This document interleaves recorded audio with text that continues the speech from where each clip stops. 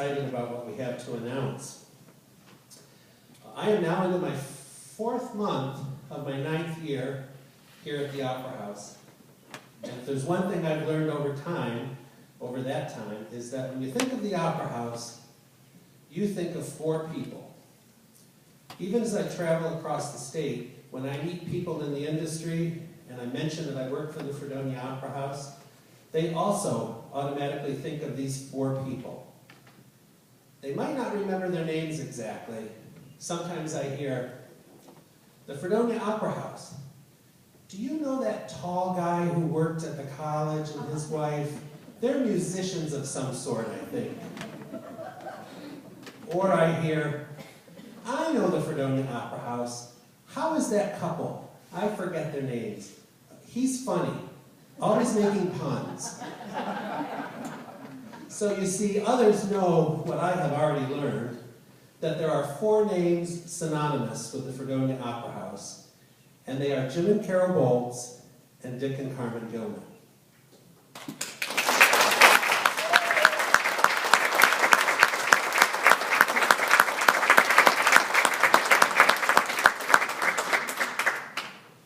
It's almost trite now to say it, but there truly would be no opera house without Jim and Carol and Dick and Carmen.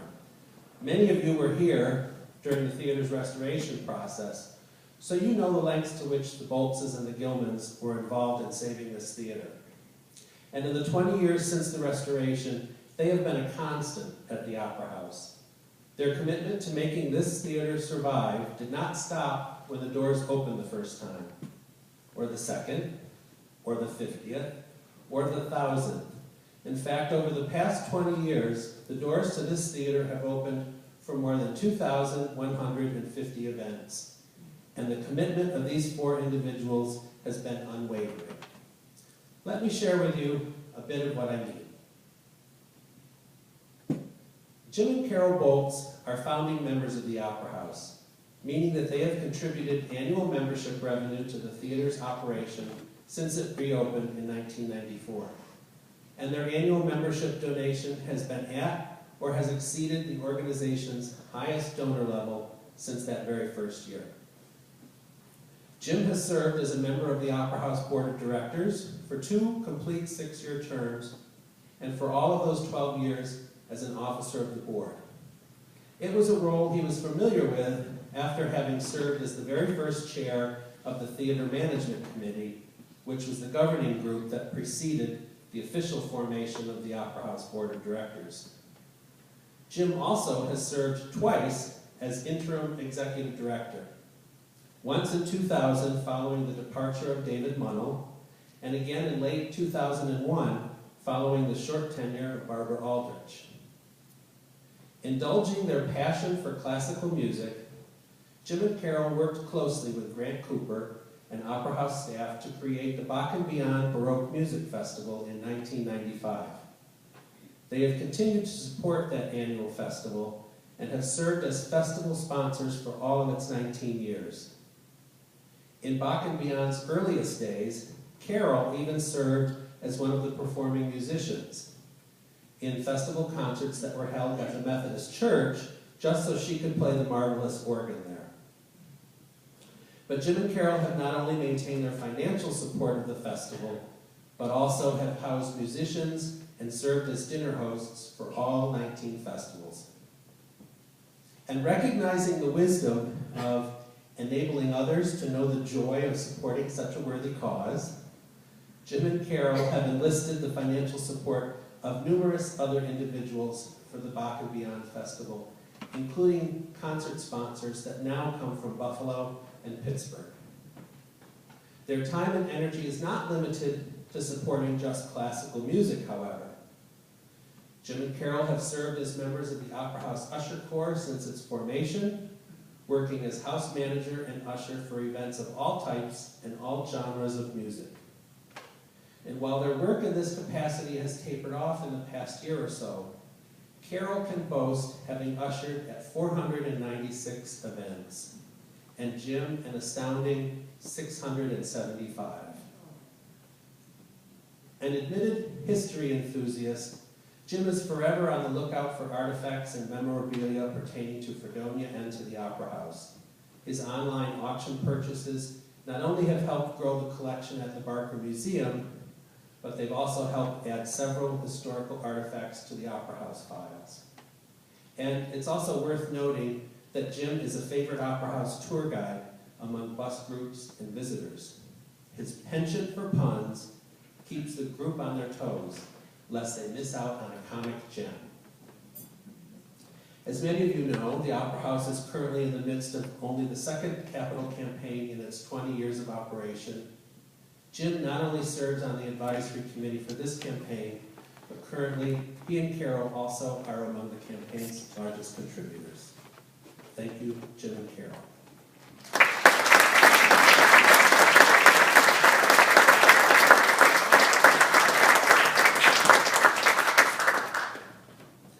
Dick and Carmen Gilman also are founding members of the Opera House and also have consistently contributed at or exceeding the highest donor level.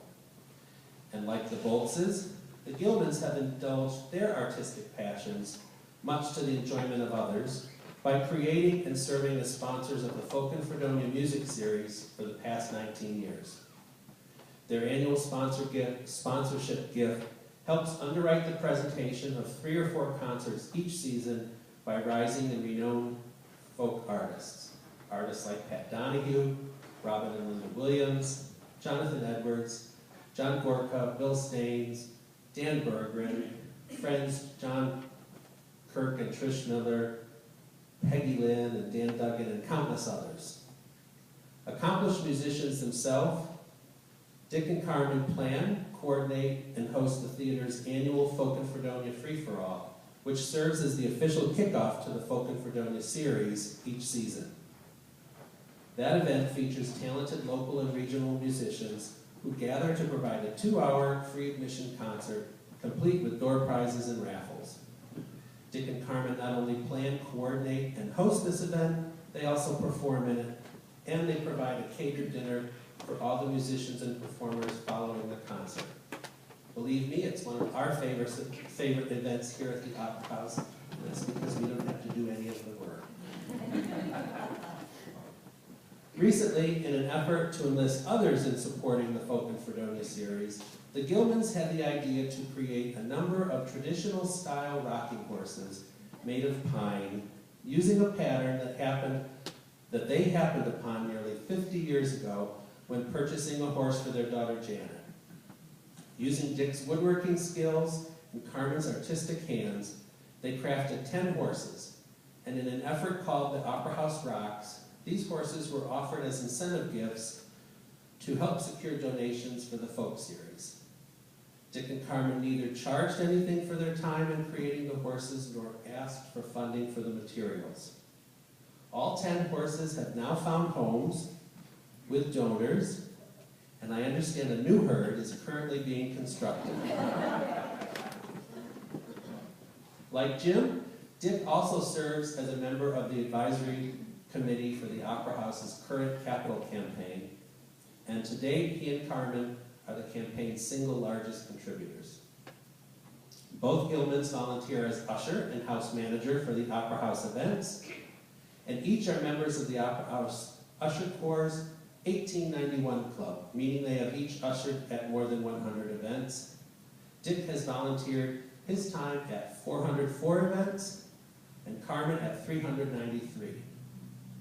Dick also has taken personal ownership of the theater's brass railings and sees to it that they are polished before nearly every live performance event. But you missed today.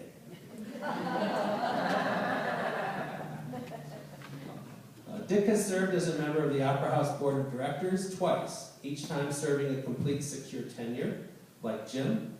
In fact, Dick followed Jim as chair of the Theater Management Committee, and then was elected as the first president of the Opera House Board of Directors.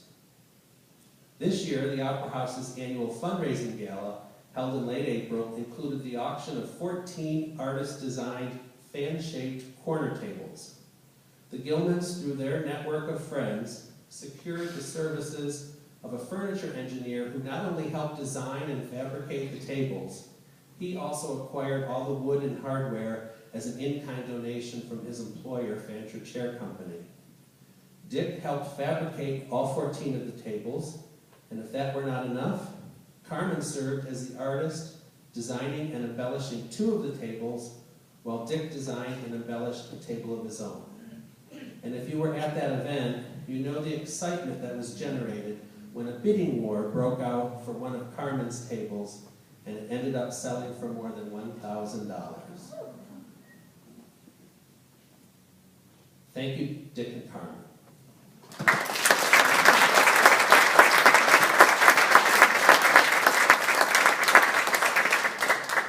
If it wasn't clear before, I think you now understand the debt of gratitude this theater and its patrons owe the Boltzes and the Gilmans. Someone once told me that these 2 couples were the best ambassadors the Opera House could ever employ, and they weren't exaggerating. Time and again, I have witnessed one of the 4 of them giving event newcomers the nickel tour, explaining how the Opera House came to exist in its current form, and answering any questions. They talk about the Opera House wherever they go, and they encourage people to stop here while they're in the area. They proudly brag about the theater as if they themselves had created it, and perhaps rightly so. For more than anyone else, the Boltzes and the Gilmans are responsible for the Opera House being what it is today. So to honor their role in the growth and development of this theater, and to ensure that their names live well beyond the time all of us are here, we are announcing today that the 2 artist dressing rooms located beneath our stage will now be known as the Jim and Carol Boltz East Dressing Room and the Dick and Carmen Gilman West Dressing Room.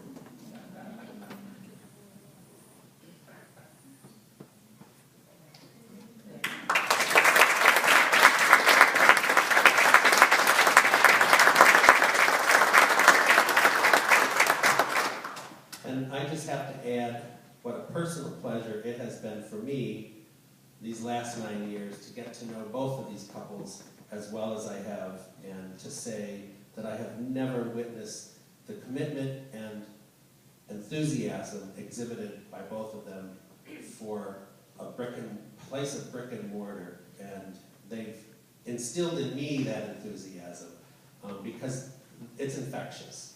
Their excitement and their commitment just spills out of them, and you absorb it when you talk to them.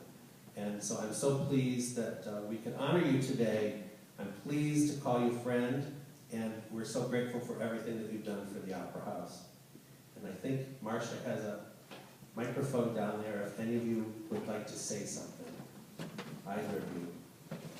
Because you don't know what was happening today, so I'm sure you've got remarks prepared in this last 5 minutes.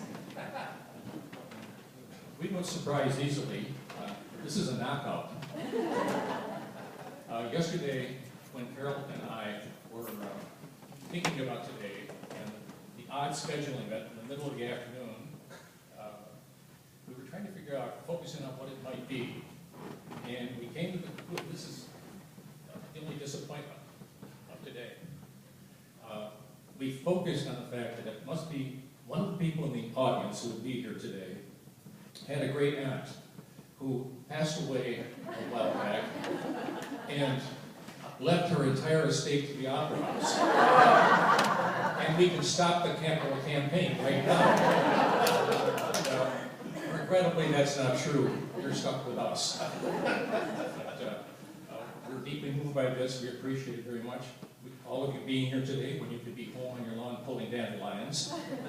And especially to our staff, Dan, Marcia, and Rick, who was the greatest creative writer for grants I've ever met in my life. And thank you all very much. No, I spoke with forked tongue today. Thank you.